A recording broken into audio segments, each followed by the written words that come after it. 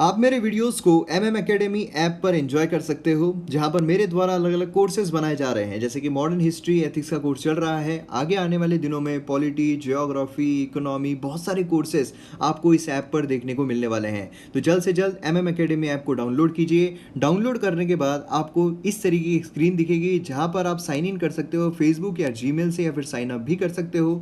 उसके बाद आपको ये कोर्सेज दिखेंगे, आप कुछ डेमो लेक्चर्स देख सकते हो।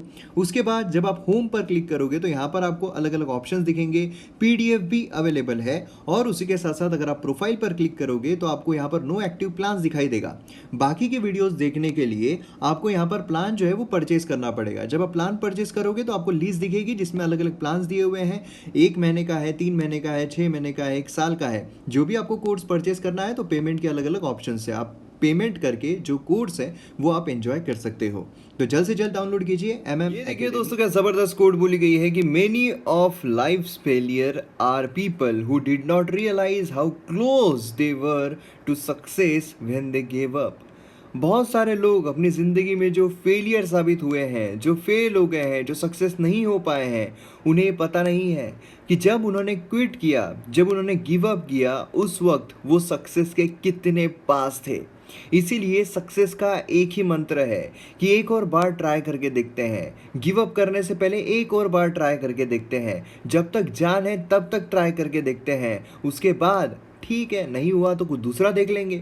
ज़िंदगी जो है वो ख़त्म नहीं होती है। और इसीलिए यहाँ पर यही एक सक्सेस का मंत्र है कि हम जब छोड़ देते हैं, हम जब गिव अप कर देते हैं, तो हमें पता नहीं होता है कि हम सक्सेस के कितने कितने पास हैं।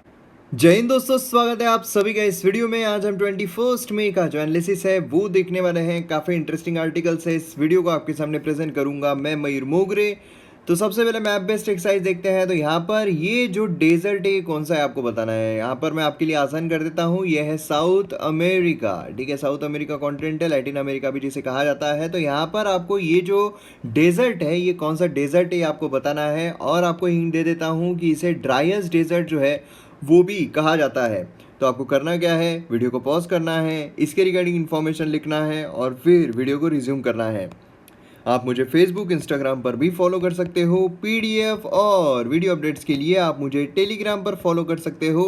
लिंक सभी की डिस्क्रिप्शन में दी हुई है। तर एसटीआय, पीएसओ आणि एएसओ साठी नवीन बॅच सुरू होणार आहे अनअकॅडमीवर, विजय पथ या नावाची। तर कॉम्प्रिहेन्सिव्ह फंडामेंटल बॅच इथे तुम्हाला बघायला मिळणार आहे, जिथे सगळे जे सब्जेक्ट्स आहे, जसं पॉलिटी असो, इकॉनॉमिक्स असो, सी सॅट असो, हिस्ट्री असो, जनरल सायन्स, एन्व्हायरमेंट असो, कुठलेही सब्जेक्ट्स असो, तुमचे पूर्ण कवर होऊन जाणार। आणि तुम्हाला जे राज्यसेवा एक्झाम होणार आहे त्यासाठी खूप जास्त हेल्प मिळणार आहे। माझीसुद्धा एक नवीन बॅच सुरू होणार आहे आणि त्या बॅचमध्ये सुद्धा तुम्ही एनरोल करू शकता।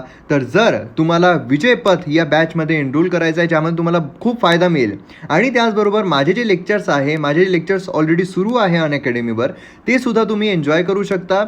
मी करंट अफेअर्सवर खूप सारे कोर्सेस आणलेले आहे आणि पुढे सुद्धा खूप सारे कोर्सेस जे आहे ते येणार आहे। तर जे तुम्हाला कोर्सेस एन्जॉय करायचे असेल तर तुम्हाला लवकरात लवकर सबस्क्रिप्शन घ्या अनअकॅडमीचं, जिथे तुम्हाला जे EMI ऑप्शन आहे ते सुद्धा अवेलेबल असणार आहे। तर EMI ऑप्शन सोबत तुम्ही इथे करू शकता आणि तुम्हाला कोड कुठला वापरायचा आहे, MM BEAN हा कोड वापरून तुम्ही जे सबस्क्रिप्शन आहे ते घेऊ शकता 10% डिस्काउंटवर। तर EMIचा सुद्धा no cost EMI option available आहे आणि बरेचसे जे ऑप्शन्स आहे तुम्हाला वेगवेगळे तिथे बघायला मिळेल। तर लवकरात लवकर सबस्क्रिप्शन घ्या अनअकॅडमीचं आणि विजय पथ आहे ती बॅचमध्ये एनरोल करा। तो आइए कुछ वोकैब यहाँ पर देख लेते हैं, कुछ वर्ड्स यहाँ पर देखते हैं। तो पहला वर्ड यहाँ पर आता है चैज़्म। इसका मतलब होता है कि वाइड डिफरेंट फीलिंग या फिर इंटरेस्ट, किसी और व्यक्ति के मुकाबले हमारी फीलिंग या फिर कुछ जो व्यूज़ है वो अलग हो, अगर इंटरेस्ट अलग हो तो उसे हम कहते हैं चैज़्म। मतलब दो व्यक्तियों का दल जिसमें भावनाएं जो है वो अलग अलग हो। तो यहाँ पर सेंटेंस में हम कैसे इस्तेमाल कर सकते हैं कि there is a big chance between his and her romance. जो लड़की है, जो गर्लफ्रेंड है और जो बॉयफ्रेंड है, दोनों का जो रोमांस है, इसमें बहुत ज़मीन आसमान का फ़र्क है। फिर नेक्स्ट यहाँ पर आता है टेंट्रम्स। टेंट्रम्स का मतलब होता है सडन एक्सप्लोजन ऑफ एंगर। अगर हम गुस्सा जो है वो एकाएक क्रोध जो है उसका विस्फोट अगर कर देते हैं, या फिर हम बोलते हैं ना कि ये जो लड़का है ये बहुत ही ज़्यादा नखरे दिखा रहा है, तो उसे हम टेंट्रम जो है वो कहते हैं।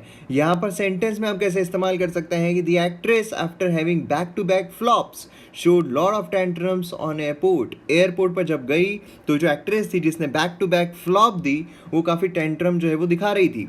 फिर नेक्स्ट वर्ड आता है प्रूडेंट। प्रूडेंट का मतलब होता है अननेसेसरी रिस्क को अवॉइड करना, मतलब अनावश्यक खतरों से बचना, खतरों की खिलाड़ी बनना। तो यहाँ पर हम उसे कहते हैं प्रूडेंट। ठीक है, तो यहाँ पर सेंटेंस में हम कैसे इस्तेमाल कर सकते हैं कि it was a prudent decision. ये एक जो अननेसेसरी जो भी प्रॉब्लम्स है उससे बचने का यहाँ पर एक डिसीजन था।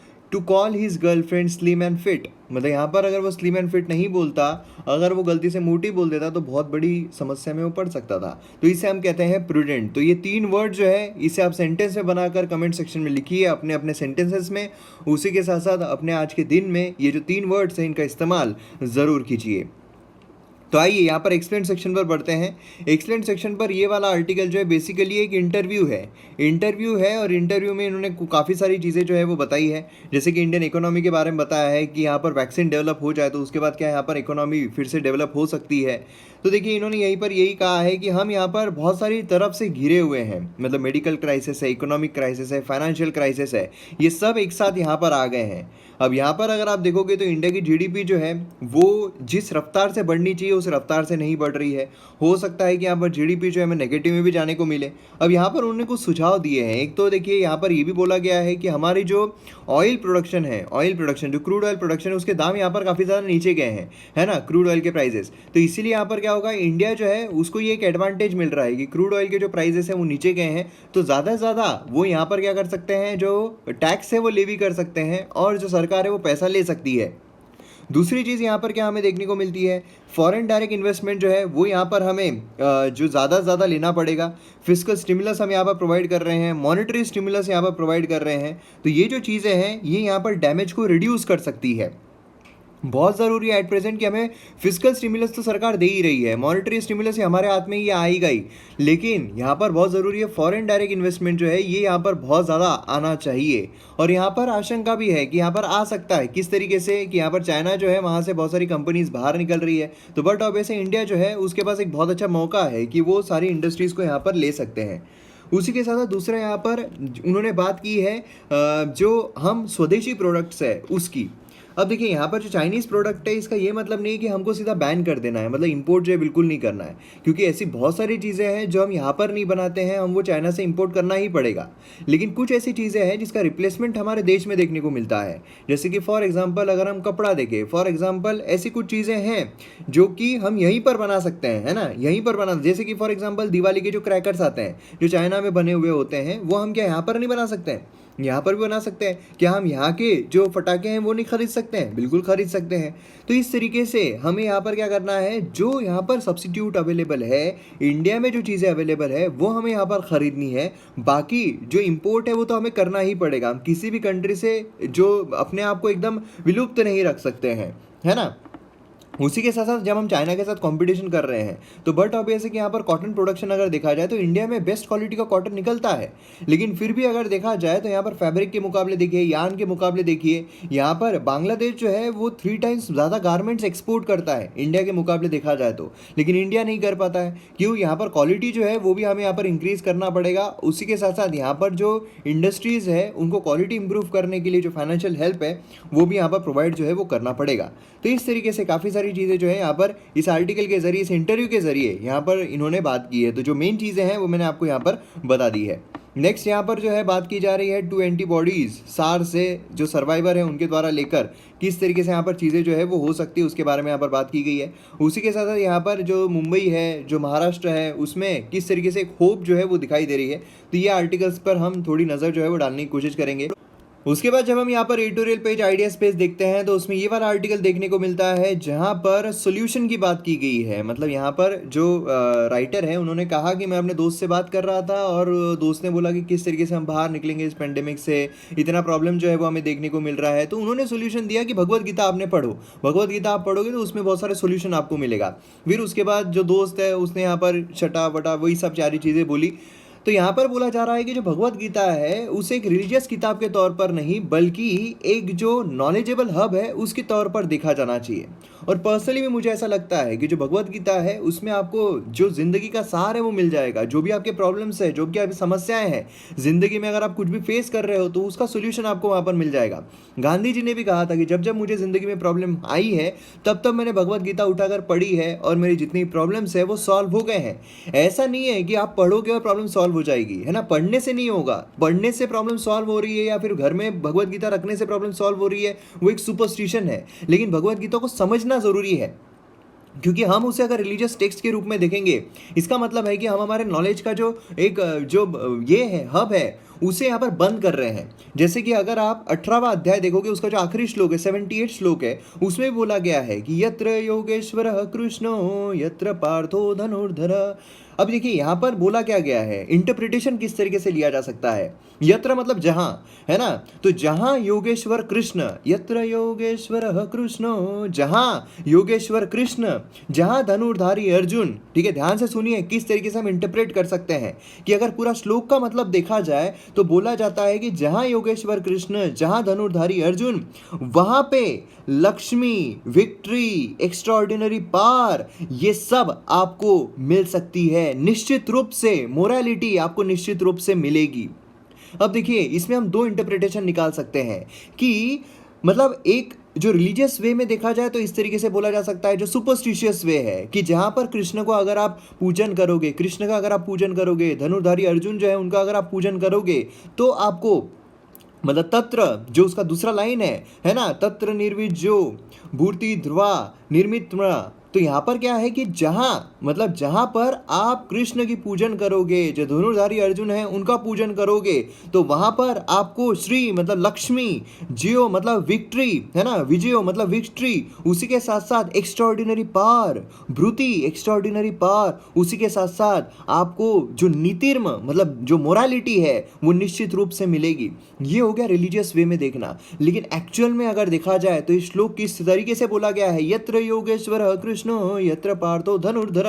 जो जो यहाँ पर कृष्ण जी ने बोला है, जो जो चीज भगवत गीता में उन्होंने बोली है, वो अगर आप अच्छी तरीके से देखो, वो अगर आप अच्छी तरीके से अपनी जिंदगी में इंप्लीमेंट करो तो आपको वहां पर लक्ष्मी, धन, विक्ट्री मतलब जो आपको विजय है वो जरूर मिलेगी, एक्स्ट्राऑर्डिनरी पावर आपको जरूर मिलेगी और मोरालिटी जो है वो भी जरूर मिलेगी। मतलब अगर आप अच्छी तरीके से इस किताब को पढ़ते हो, अच्छी तरीके से किताब को पढ़ते हो तो ये चार चीजें आपको जरूर मिलेगी। कौन कौन सी? लक्ष्मी, विक्ट्री और एक्स्ट्राऑर्डिनरी पावर और मोरालिटी। अब एग्जाम्पल के तौर पर अगर हम ठीक है, चौथे अध्याय का अब हम 40 श्लोक जो है वो अगर लेते हैं तो उसमें क्या बोला गया है? उसमें बोला गया है कि जो ज्ञान है, ज्ञान अगर ना हो, जिस मनुष्य के पास ज्ञान ना हो, जिस मनुष्य के पास कन्विक्शन, फेथ ना हो, ऐसे इंसान का नाश जो है वो निश्चित है, इस लोक में भी और दूसरे लोक में भी, है ना। तो इसीलिए यहाँ पर जरूरी क्या है? यहाँ पर जरूरी ये है कि आपके पास ज्ञान का होना जरूरी है, आपके पास कन्विक्शन का होना जरूरी है। इसमें कौन सा रिलीजन आ रहा है? इसमें तो मोटिवेशन में यही देखते हैं ना कि आपके पास जो नॉलेज है वो रहना जरूरी है। अगर किसी इंसान के पास ज्ञान नहीं है, अगर किसी इंसान के पास कन्विक्शन नहीं है, तो जैसा मैंने आपको कहा है कि वो इंसान जो है वो इंसान दूसरों को कोसता रहेगा, वो इंसान जिंदगी में सक्सेसफुल नहीं हो पाएगा और अपनी जो फेलियर है उसके लिए सामने वाले इंसान को कोसता रहेगा, अपनी जो हालत है उसके लिए सामने वाले इंसान को दोष देता रहेगा, कभी खुद रिस्पॉन्सिबिलिटी लेके आगे नहीं बढ़ पाएगा। और इसीलिए उसमें बोला गया है कि ज्ञान का होना जरूरी है, कन्विक्शन का, फेथ का होना जरूरी है। अगर आपको खुद के नॉलेज पर भरोसा नहीं है, अगर आपको खुद पर फेथ नहीं है, खुद पर कन्विक्शन नहीं है, तो फिर क्या आप एग्जाम क्लियर कर सकते हो? बिल्कुल नहीं कर सकते हो। इसलिए आपको एग्जाम क्लियर करने के लिए जरूरत क्या है? नॉलेज का होना जरूरी है, कन्विक्शन का होना जरूरी है। 1 साल तक एग्जाम चलती है, कन्विक्शन ना हो तो आप बीच में टूट जाओगे। फेथ का होना जरूरी है कि आपको एग्जाम क्लियर करके ही रहोगे, तब जाकर एग्जाम क्लियर होगी, नहीं तो आप करते रहो इसमें जो बोला गया है कि इस लोक में भी आगे वाले लोक में भी, तो इस लोक और आगे वाले लोक को आप ये एग्जाम और वो एग्जाम भी ले सकते हो। ये एग्जाम में भी आप सक्सेसफुल नहीं हो पाओगे, आगे वाली एग्जाम जो भी आप एग्जाम देना चाहो, जो भी जिंदगी में कुछ करना चाहो, उसमें भी आप सक्सेसफुल नहीं हो पाओगे। तो इसीलिए यहाँ पर ज्ञान और कन्विक्शन और फेथ का होना जरूरी है। यही चीज उस श्लोक में बोली गई है, पढ़कर देखिए, यही चीज आपको जिंदगी में मोटिवेट करेगी। तो इसमें रिलीजियस टेक्स्ट कहां से आ गया? इसीलिए जो भगवत गीता है उसे एज ए रिलीजियस टेक्स्ट के रूप में नहीं, बल्कि एक मोटिवेशन के रूप में लेना चाहिए। देखिए, मोस्ट ऑफ द मोटिवेशन जो मैं भी आपको बताता हूं, जो आपको बहुत सारी जगहों पर देखने को मिलेगा, उसमें का बहुत सारी चीजें आपको जो भगवत गीता है उसमें से देखने को मिलेगी। इसीलिए उसे ज़रूर पढ़िए, और वो पढ़ने से आपके बहुत सारे प्रॉब्लम जो है ज़िंदगी के, देखिए ज़िंदगी के प्रॉब्लम नहीं होते कि आपको गोलगप्पे खाने को नहीं मिले, है ना, तो गोलगप्पे कैसे खाए, या फिर ज़िंदगी में ये प्रॉब्लम नहीं है कि आपको मर्सिडीज़ जो है वो खरीदने को नहीं मिली तो कैसे खरीदा जाए। ज़िंदगी के प्रॉब्लम होते हैं कि आपको खुशी कहाँ से मिलेगी। ज़िंदगी के प्रॉब्लम होते हैं कि आप जो प्रॉब्लम्स में फंसे हुए हो, जो बड़ी प्रॉब्लम्स में फंसे हुए हो, उससे आप बाहर कैसे निकलोगे। तो ये सारी चीज़ें जो है बहुत ज़रूरी है। अगर आप कनेक्ट करके पढ़ोगे, अगर आप प्रॉपर तरीके से पढ़ोगे, तो ज़रूर आपको रिलीजियस बुक नहीं बल्कि मोटिवेशनल बुक जो है वही दिखाई देगी। उसी के साथ साथ ये वाला अगर आप देखोगे तो टेस्टिंग के बारे में बोला गया है कि टेस्टिंग जो है वो बहुत ज़्यादा तरीके से यहाँ पर होनी चाहिए। टेस्टिंग जो है 1 लाख के आसपास हो रही है एक दिन की। अगर आप यूएसए देखो तो वहाँ पर 1 मिलियन के आसपास टेस्टिंग हो रही है। तो क्या इतनी टेस्टिंग करना हमारे लिए काफ़ी है? और अगर हम इतनी टेस्टिंग करते हैं तो पूरी जो पॉपुलेशन है उसको टेस्ट करने में कितना वक्त लग जाएगा।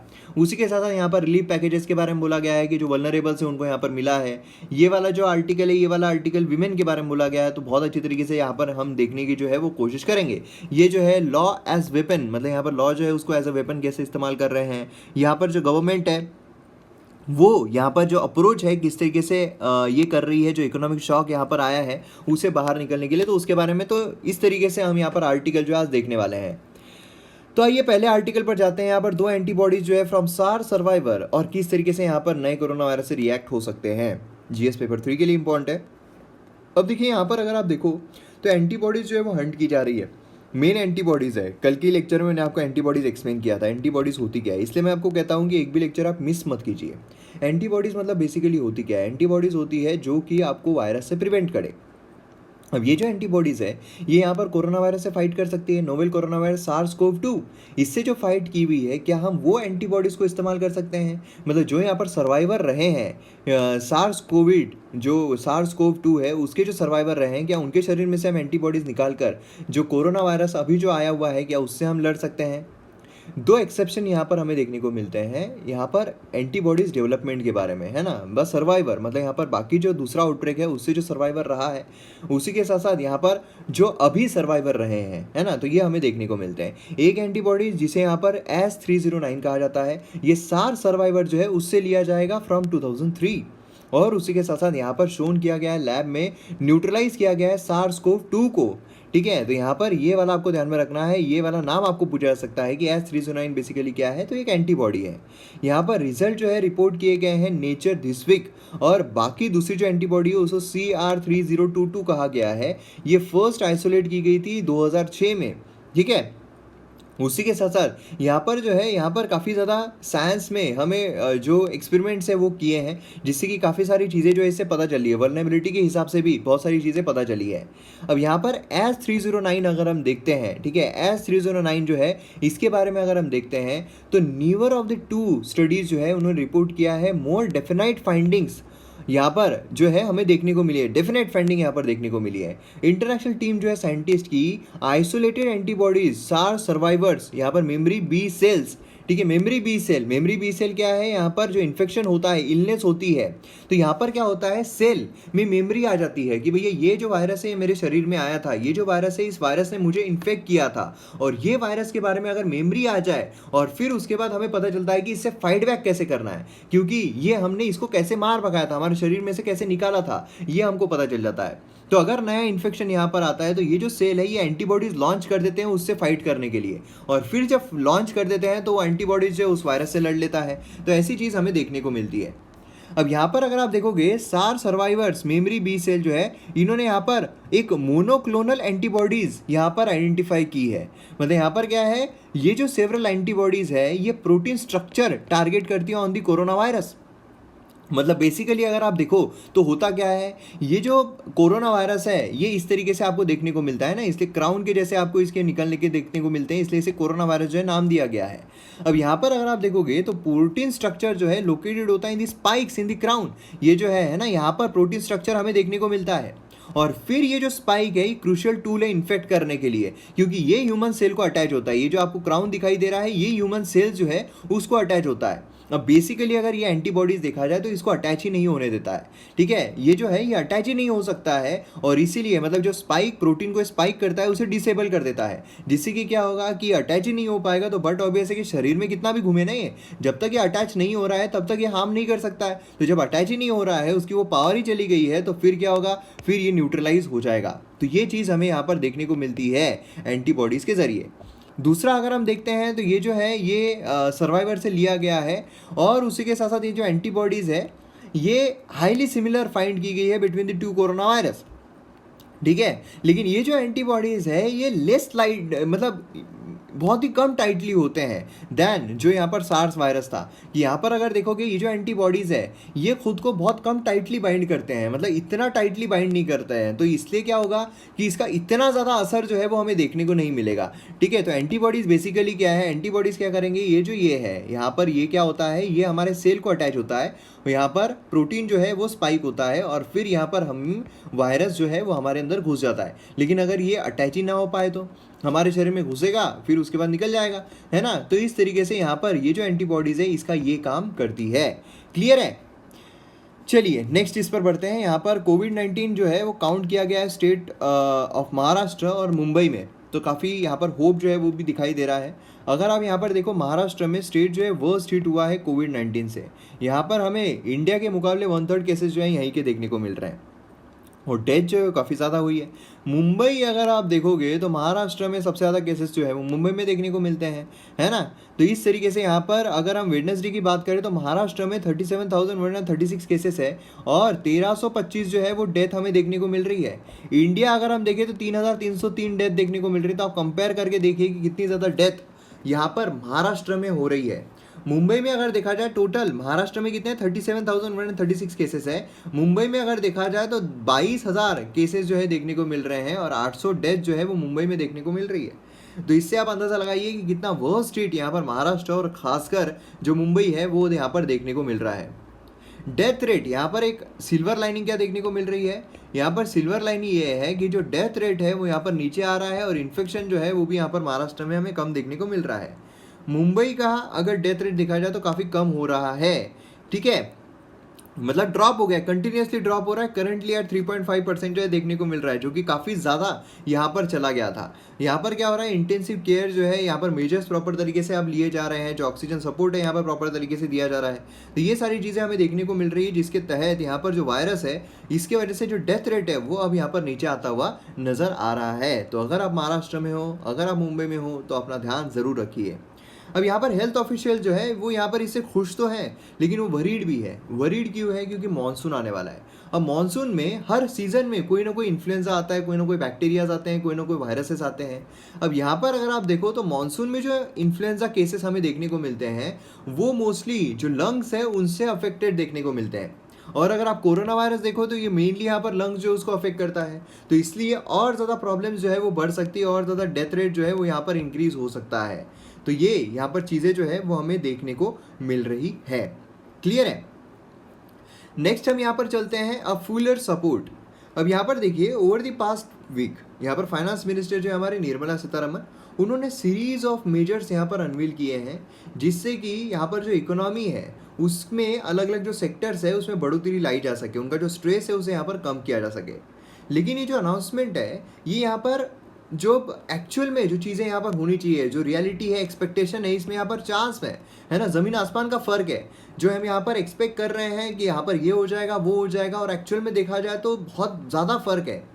एक्चुअल फिजिकल आउटगो अगर देखा जाए तो सिर्फ 1% ऑफ जीडीपी जो है वो बोला जा रहा है, मतलब टोटल जो यहाँ पर सरकार क्लेम कर रही है कि 10% है, लेकिन ऐसा बोला जा रहा है कि सिर्फ 1% जो है वही यहाँ पर लाया गया है।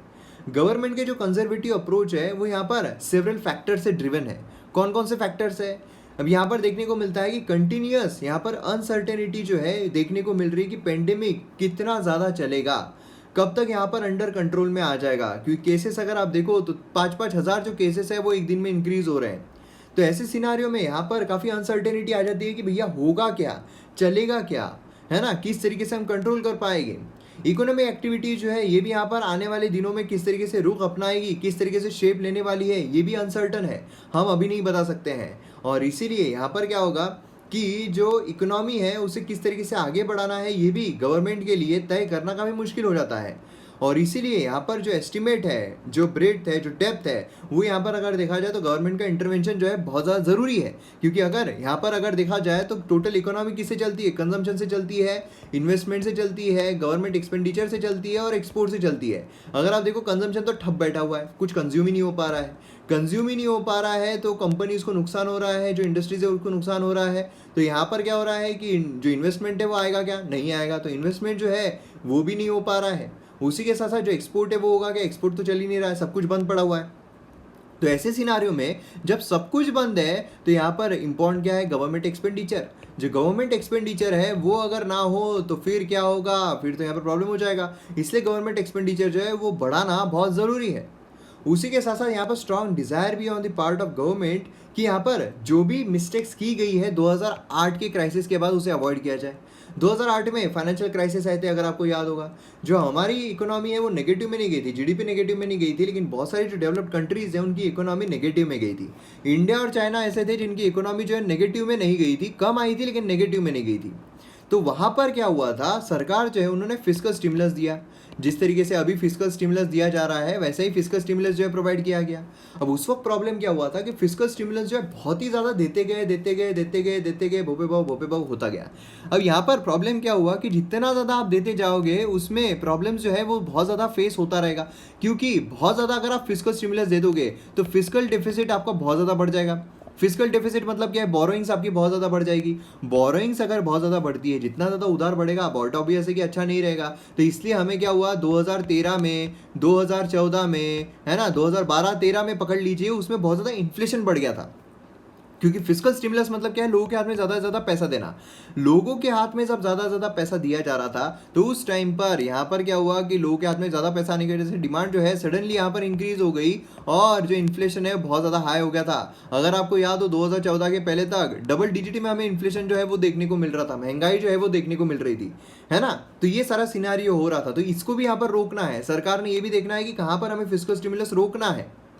और यहाँ पर अगर देखोगे आप तो डिमांड फिलहाल अगर देखा जाए तो डिमांड कोलैप्स हो रही है ना। रिकवरी जो है वो अभी नियर टर्म्स में देखने को नहीं मिल रही है। इन्फ्लेशन जो है वो टेम्पररी सप्लाई साइड डिसरप्शन की वजह से यहाँ पर बिल्कुल मतलब ये प्रॉब्लमेटिक ही देखने को मिल रहा है।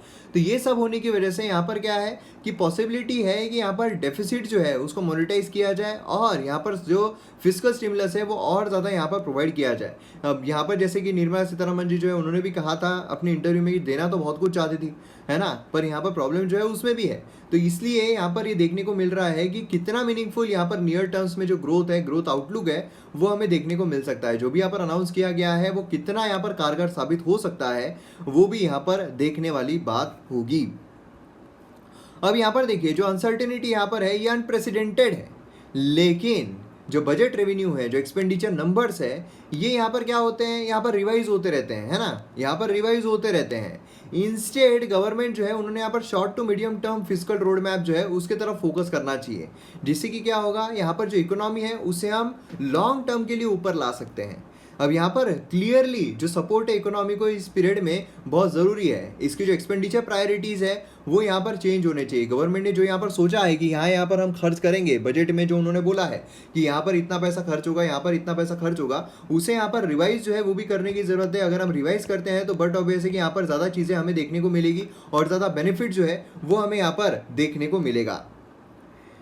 चलिए नेक्स्ट चीज़ पर पढ़ते हैं। यहाँ पर the safety net she needs, ठीक है। यहाँ पर बेसिकली क्या है, तो विमेन जो है उनकी यहाँ पर कंडीशंस के बारे में बात की गई है और जो महिलाएं हैं उनको यहाँ पर सोशल सिक्योरिटी की बात की गई है। अब यहाँ पर जीएस पेपर 3 के लिए बहुत इंपॉर्टेंट क्वेश्चन जो है वो निकल सकता है, क्योंकि विमेन के बारे में जो क्वेश्चन है वो काफ़ी ज़्यादा निकलते हैं। अब मोर देन 90% अगर वर्किंग पीपल अगर देखा जाए कंट्री में तो इनफॉर्मल इकोनॉमी में हमने देखा हुआ है, कई बार देखा हुआ है। Formal economy, informal economy, informal economy mostly क्या होता है कि रजिस्टर्ड चीज़ें नहीं होती है ना, मोस्टली अनरजिस्टर्ड होती है, तो सरकार को पता नहीं चलता है, तो इसके लिए क्या है, सोशल सिक्योरिटी सरकार लाना मुश्किल हो जाता है। फॉर्मल इकोनॉमी में सोशल सिक्योरिटी ज़्यादा होती है। मोस्ट वल्नरेबल अगर देखा जाए इनफॉर्मल इसमें भी, तो वो कौन है, तो विमेन हमें देखने को मिलती है। मोस्ट डिसएडवांटेज में मल्टीपल डिसएडवांटेज उनको देखने को मिलते हैं, क्योंकि विमेन जो है पुअर भी है, इनफॉर्मल वर्कर भी है। उसी के साथ साथ यहाँ पर अगर देखा जाए तो कास्ट कम्युनिटी उसमें भी दबी हुई है, और जो फैमिली है उसमें भी दबी हुई है। तो एक महिला जो है उसके ऊपर बहुत सारे प्रेशर, बहुत सारे प्रॉब्लम्स हमें देखने को मिलते हैं। अब जो इकोनॉमी है उसका व्हील यहाँ पर जो विमेन है वो चलाने में काफ़ी मदद करती है। अगर आप लेबर देखो तो यहाँ पर क्या होगा कि महिलाएं जो है काफ़ी ज़्यादा पार्टिसिपेट करती है, लेकिन सोशल प्रोटेक्शन उनको बिल्कुल नहीं मिलता है ना। अब यहाँ पर अगर आप देखोगे तो सफरिंग जो इनफॉर्मल की, माइग्रेंट वर्कर्स की, वो यहाँ पर अक्रॉस द इंडिया देखने को मिल रहा है। अब यहाँ पर लाइवलीहुड तो है ही नहीं, लेकिन मेजोरिटी ऑफ दी सिटीजन्स जो है वो मेनली इनफॉर्मल वर्कर होने के साथ साथ उनको यहाँ पर जो बेसिक सोशल सिक्योरिटी है वो भी नहीं मिल पाती। मतलब अगर उनकी तबीयत खराब हो जाए तो उनको कुछ अच्छी तरीके से उनका आउट ऑफ पॉकेट एक्सपेंडिचर बढ़ जाएगा। सोशल सिक्योरिटी जितने भी इनफॉर्मल वर्कर्स है, जिसमें माइग्रेंट्स भी आते हैं, लॉन्ग स्टैंडिंग डिमांड जो है यूनियंस की, जैसे कि सेल्फ एम्प्लॉयड विमेन एसोसिएशन हो गया, है ना, सेवा, तो ये जो है ये भी प्रॉपर तरीके से उनको जो सोशल सिक्योरिटी है वो नहीं मिल पा रही है। अब फोर्स ऑफ फ्रंटलाइन वर्कर्स अगर देखा जाए, प्रिफरेबली जो विमेन अगर देखते हैं तो कम्युनिकेबल, नॉन कम्युनिकेबल डिसीजेस, अभी अगर आप देखो तो नर्सेस है ना, उसी के साथ साथ अगर आप देखो तो बहुत सारी नर्सेस है जो यहाँ पर आगे बढ़कर काम कर रही है। और अगर हम डिसीजेस की बात करें, कम्युनिकेबल हो या नॉन कम्युनिकेबल हो, तो उससे भी टैकल करने के लिए काफ़ी ज़्यादा सक्षम यहाँ पर देखने को मिल रही है। और उसी के साथ साथ ये सर्व कर रही है लोकल कम्युनिटीज़ को इस पेंडेमिक के दौरान ऑलरेडी सेल्फलेसली। विलेजेस बोलिए, इनफॉर्मल सेटलमेंट्स बोलिए, अर्बन एरियाज बोलिए, जहाँ बोलिए, लेकिन वहाँ पर ये सर्व कर रही है। अब यहाँ पर हमें इन्वेस्टमेंट करना बहुत ज़रूरी है। अगर हम इन्वेस्टमेंट नहीं करते हैं तो फिर ये डेली हेल्थ क्राइसिस जो आ रहे हैं, जो लोग फेस कर रहे हैं, उसके लिए एक यहाँ पर बाधा जो है, बुलवाक जो है, ये बन सकता है। उसी के साथ साथ अगर आप देखो तो चाइल्ड केयर ये एक एसेंशियल सर्विस है जो कि रिक्वायर्ड होती है गरीब इंसान को, है ना, वर्किंग वीमेन को। अब यहाँ पर अगर आप देखो तो अगर child care, most of the महिलाएं जो है उन्होंने कहा है, मोस्ट ऑफ दी महिलाएं जो यहाँ पर पुअर है, जो विलेजेस में रह रही है, उन्होंने कहा है कि वो better quality of food families के लिए ला सकती है ना। जो चिल्ड्रन है उनको यहाँ पर न्यूट्रिशन दे सकती है, जो महिलाएं हैं स्पेशली जो लड़कियां हैं उनको यहाँ पर स्कूल के लिए भेज सकती है। अगर यहाँ पर चाइल्ड केयर रिस्पॉन्सिबिलिटी है उससे वो रिलीव हो जाए तो, मतलब जो उन पर चाइल्ड केयर रिस्पॉन्सिबिलिटीज़ होती है ना, मोस्टली क्या होता है कि बच्चा पैदा हुआ फिर उसी में वो गूंथ जाती है, न ढंग से काम कर पाती है, न यहाँ पर समाज को आगे बढ़ा पाती है। लेकिन अगर इससे वो रिलीव हो जाए तो फिर यहाँ पर बहुत सारी चीज़ें वो कर सकती है। क्वालिटी फूड जो है वो यहाँ पर पका सकती है फैमिलीज़ के लिए। जो ओल्डर चिल्ड्रन है स्पेशली जो लड़कियाँ हैं उनके लिए यहाँ पर वर्क दे सकती है, उनको यहाँ पर स्कूल जो है वो भेज सकती है। तो ये चीज़ यहाँ पर बहुत ज़रूरी है। अगर वर्कफोर्स पार्टिसिपेशन है महिलाओं का वो इंक्रीज करना है तो ये सारी चीज़ों के बारे में भी हमें नज़र जो है वो डालनी पड़ेगी। हम क्या कर सकते हैं, इंटीग्रेटेड चाइल्ड डेवलपमेंट स्कीम जो है ये यहाँ पर बिल्ड कर सकते हैं इंफ्रास्ट्रक्चर, जिसमें यहाँ पर जितने भी सेंटर्स है overall child development with nutrition, health care, early childhood, value based education, ये यहाँ पर हम प्रोवाइड कर सकते हैं। जिससे कि क्या होगा, महिलाएं जो है उनको भी यहाँ पर चाइल्ड केयर फैसिलिटी मिल जाएगी और वो यहाँ पर काम कर पाएगी। मतलब क्या हो रहा है, डबल काम हो रहा है कि जो बच्चे हैं वो भी यहाँ पर ग्रो अप हो रहे हैं प्रॉपर तरीके से, और जो महिलाएं हैं वो भी यहाँ पर इकोनॉमी में हाथ बटा रही है। अब देखिए यहाँ पर बहुत ज़रूरी है कि अभी जो सिचुएशन चल रही है, जिस तरीके की इकोनॉमी चल रही है, इसमें जो विमेन है, जो महिलाएं हैं, उनका रोल बहुत अहम रहने वाला है। जो महिलाएं हैं अगर वो पार्टिसिपेट करती है तो हमारी इकोनॉमी जो है बहुत तेज़ी से आगे बढ़ेगी, है ना। लोकल विमेन अगर देखें तो यहाँ पर जो होलिस्टिक जो चाइल्ड केयर सेंटर्स है, प्रॉपर कैपेसिटी बिल्डिंग ट्रेनिंग के साथ यहाँ पर सपोर्ट जो है किया जाए और तो यहाँ पर काफ़ी अच्छा हो सकता है। मतलब यहाँ पर क्या है, नया रोजगार खड़ा हो सकता है ना। तो ये भी चीज़ हमें यहाँ पर देखने को मिल सकती है जो इस आर्टिकल के तहत बोला जा रहा है। उसी के साथ साथ यहाँ पर जो इंश्योरेंस कवरेज है सभी वर्कर्स के लिए, ये भी यहाँ पर काफ़ी इंपॉर्टेंट रोल है। जैसे कि आप देखोगे तो प्रधानमंत्री जन आरोग्य योजना है, जिसमें यहाँ पर जो लैक्स ऑफ वर्कर्स है वो यहाँ पर एलिजिबल है कि आप यहाँ पर जो आपका इंश्योरेंस है वो ले सकते हो। हेल्थ इंश्योरेंस के अलावा यहाँ पर जो वर्कर्स हैं उनको और ज़्यादा इसमें सोशल जो सिक्योरिटीज़ होती है उसमें भी लाने की ज़रूरत है। जैसे कि कॉम्प्रिहेंसिव कवरेज जो होता है, प्रोडक्ट कवरिंग जिसमें हमें जो लाइफ हो जाए, एक्सीडेंट हो जाए, एसेट्स हो जाए, क्रॉप्स हो जाए, कैटल्स हो जाए, स्मॉल एनिमल इंश्योरेंस हो जाए, है ना। तो ऐसे बहुत सारे इंश्योरेंस कवरेजेस हमें देखने को मिलते हैं जो अगर यहाँ पर इनको दिए जाए तो काफ़ी बेनिफिट जो है वो यहाँ पर पहुँच सकता है। तो इसीलिए यहाँ पर बहुत ज़रूरी है कि ये सारी चीज़ें जो है वो करना, ये सारी चीज़ें अगर हम करते हैं तो बहुत अच्छी चीज़ यहाँ पर हमें देखने को मिल सकती है। क्लियर है। अब उसी के साथ यहाँ पर पेंशन जो है ये भी रिकॉग्नाइज किया गया है अनादर एसेंशियल एस्पेक्ट सोशल सिक्योरिटी का। अब यहाँ पर अगर आप देखो तो पेंशन जो है ये यहाँ पर अगर मिलता है तो क्या होगा कि लोग जो है आगे निश्चिंत रहेंगे, नहीं तो उनको जिंदगी भर स्ट्रगल करते रहो, जिंदगी भर काम करते रहो। और इससे क्या होगा, इससे यहाँ पर हमारे जो एक जो एज ग्रुप है वो यहाँ पर डेथ रेट जो है वो इंक्रीज हो जाएगा, क्योंकि वो अपने हेल्थ पे प्रॉपर ध्यान नहीं दे पाएंगे। इसलिए पेंशन जो है वेल रिकॉग्नाइज्ड एसेंशियल एस्पेक्ट है सोशल सिक्योरिटी का। स्टेट और सेंट्रल गवर्नमेंट जो है उन्होंने यहाँ पर पेंशन अमाउंट जो है वर्कर्स के लिए उनको इंक्रीज तो बता दिया है, लेकिन यहाँ पर जो यूनियन है, कोऑपरेटिव्स है, इनफॉर्मल वर्कर्स है, उनके लिए भी कुछ सोशल सिक्योरिटी जो है उसका यहाँ पर प्रावधान किया जाना चाहिए पेंशन के रूप में, है ना। जहाँ पर क्या है कि अगर वो काम यहाँ पर बोले कि हम यहाँ पर खत्म करते हैं, उसके बाद भी अपनी जिंदगी का गुजारा वो प्रॉपर तरीके से कर पाएंगे, है ना। तो यहाँ पर क्या है, टास्क फोर्स जो है जिससे कि क्या सोशल सिक्योरिटी यहाँ पर रीच होनी चाहिए इनफॉर्मल वर्कर्स के लिए सिंपलेस्ट वे में, अप्रोप्रिएट मैनर में, वो यहाँ पर दिखा जाए। इसके लिए एक वर्कफोर्स का क्रिएट करना बहुत जरूरी है। जब हम वर्कफोर्स क्रिएट करेंगे तो वो सब देखेंगे कि हाँ भैया यहाँ पर इतने इनफॉर्मल सेक्टर में इतनी इतनी जरूरत है, ये सारी चीजें यहाँ पर दी जानी चाहिए। तो ये सारी चीजें हमें यहाँ पर देखने को मिलती है। उसी के साथ एक स्मॉल टास्क फोर्स जो है हमें यहाँ पर देना चाहिए, जिससे कि ग्रास रूट लेवल पर क्या चीज़ें इंपॉर्टेंट है वो भी हम दे सके, जिसमें हमें ट्रेड यूनियन, कोऑपरेटिव रिप्रेजेंटेटिव्स, उसी के सेल्फ हेल्प ग्रुप जो होते हैं, उनके फेडरेशन जो होते हैं, पीआरआई मेंबर जो होते हैं, एनजीओ जो होते हैं, रिसर्चर जो होते हैं, एकेडमिक जो होते हैं, ये सब अगर इसमें पार्टिसिपेट करें तो हम अच्छा एक आकलन निकाल सकते हैं और उसके जरिए यहाँ पर सोशल सिक्योरिटी प्रोवाइड कर सकते हैं। क्योंकि अगर सोशल सिक्योरिटी प्रॉपरली प्रोवाइड की जाए तो फिर इस तरीके के मेजर जो है वो हमें कम लेने पड़ेंगे, क्योंकि ऑलरेडी लोगों के पास वो सक्षम रहेंगे, उनके पास ताकत रहेगी और वो डिप्रेस नहीं होंगे, अपनी जिंदगी में कुछ ना कुछ हासिल करना, कुछ ना कुछ करना, इसके लिए वो तत्पर रहेंगे। तो ये सारी चीज़ें हमें यहाँ पर देखने को मिलती है। अब यहाँ पर अगर आप देखो तो जो एरोप्लेन्स है वो यहाँ पर अब शुरू होने वाले हैं, और उसी के साथ साथ जो ट्रेन्स है वो भी 1 तारीख से 100 ट्रेनें एक्स्ट्रा यहाँ पर शुरू की जाएगी, और जो एरोप्लेन्स है वो मंडे से ही शुरू किए जाएंगे, जिससे कि जो एविएशन सेक्टर है, देखिए एविएशन सेक्टर बहुत बुरी तरीके का हिट हुआ है ना। अगर आप देखो तो मैन्युफैक्चरिंग सेक्टर जो है, अब देखिए हम थोड़ा यहाँ पर पॉजिटिव पर्सपेक्टिव से देखने की कोशिश करते हैं। जो मैन्युफैक्चरिंग सेक्टर है, फॉर एग्जांपल अगर किसी ने टेबल चेयर बनाकर रखे हैं, ठीक है, तो अब वो टेबल चेयर क्या है, उसके बेचे नहीं जा रहे हैं। अब ये टेबल है उसका बेचा नहीं गया लॉकडाउन में, लेकिन बाहर निकलने के बाद ये जो है ये उसका टेबल ये बाद में बेचा जाएगा ही, है ना। लेकिन जो एविएशन सेक्टर होता है, जो सर्विस सेक्टर्स होते हैं, वो क्या है, बेसिकली उनकी जो सीट है वो रोज़ की भरी जाती है, रोज़ की उसे ट्रांसपोर्ट किया जाता है, तो एक सीट पर, रोज़ की उस सीट पर उसे प्रॉफिट मिलता है। लेकिन अगर यही ना मिले तो फिर कितना बड़ा लॉस है। और जो एम्प्लॉयमेंट है, अब इंडिगो है, इंडिगो आप देखिए कितने एम्प्लॉयज़ होंगे उसके, कितने एम्प्लॉयज़ होंगे, मतलब आप सिर्फ इमेजिन कीजिए, अगर आप कहीं पर भी जाते हो, फॉर एग्जांपल अगर आप नागपुर से मुंबई भी जा रहे हो, आप जब एयरपोर्ट पे जा रहे हो, ठीक है, एयरपोर्ट पे जा रहे हो, वहाँ पर आपको जो इंडिगो के, ठीक है, इंडिगो के वहाँ पर आपको जो एम्प्लॉयज़ है वो दिखाई देंगे कि आपको आपकी जो टिकट है, आपको जो बोर्डिंग पास है वो अगर लेना है तो उससे पहले, मतलब बोर्डिंग पास लेने के लिए आप काउंटर पर जा रहे हो, उससे पहले ही आपको इंडिगो के जो एम्प्लॉयज़ है वो हेल्प करने के लिए दिखाई देंगे, ठीक है, वो एम्प्लॉयज़ हो गए।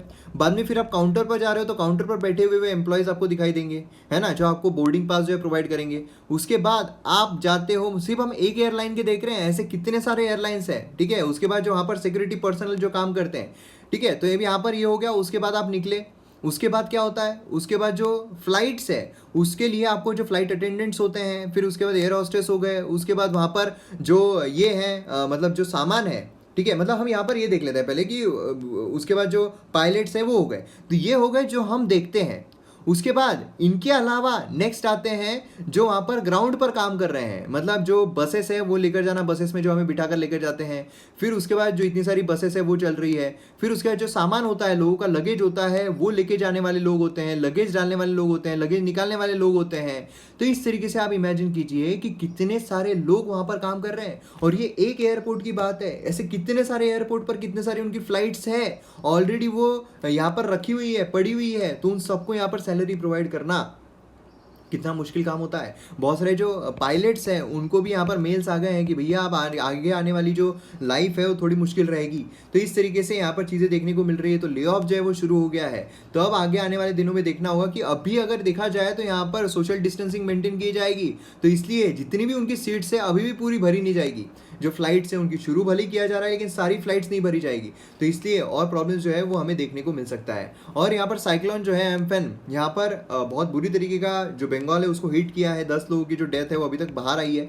और बहुत ही दर्दनाक हादसा यहाँ पर देखने को मिला है। और कितना बुरा यहाँ पर वीडियोज़ जो है काफ़ी सारे रिलीज़ हुए हैं जिसमें देखने को मिला है कितने ज़्यादा जो मतलब अपरूट्स है यहाँ पर, जो मतलब झाड़ है पेड़ है वो निकले हैं। तो ये सारी चीज़ें हमें यहाँ पर देखने को मिलती है। आइए हम यहाँ पर बात करते हैं मैप बेस्ड एक्सरसाइज की। हमारी खूबसूरत धरती, जूम करते तो भारत हमें देखने को मिलता है। अब यहाँ पर हम जाएंगे तो इस तरफ हमें साउथ अमेरिका में जाना पड़ेगा। तो हम साउथ अटलांटिक ओशन को क्रॉस कर रहे हैं। यहाँ पर हम आ गए हैं साउथ अमेरिका में। ये आप देखोगे ये जो डेजर्ट है, ये डेजर्ट है अटाकामा डेजर्ट। ठीक है, अब यहाँ पर हम एक बार सर्च करके टाइप भी कर देते हैं जिससे कि क्या होगा कि आपको अच्छी तरीके से ये पता चल जाएगा। तो यहाँ पर आप देख सकते हो ये है अटाकामा डेजर्ट। ठीक है, तो अटाकामा डेजर्ट अगर आप देखोगे तो इसे ड्राइएस्ट डेजर्ट जो है वो भी कहा जाता है, ड्राइएस्ट डेजर्ट। ठीक है, तो इस तरीके से मैं उम्मीद करता हूँ कि आपने जो बाकी इन्फॉर्मेशन है वो ज़रूर लिखी होगी। तो ये हमारे वीडियो का एंड। वीडियो अगर आपको पसंद आता है तो आप शेयर ज़रूर कीजिए। मिलते हैं अगले वीडियो में। जय हिंद।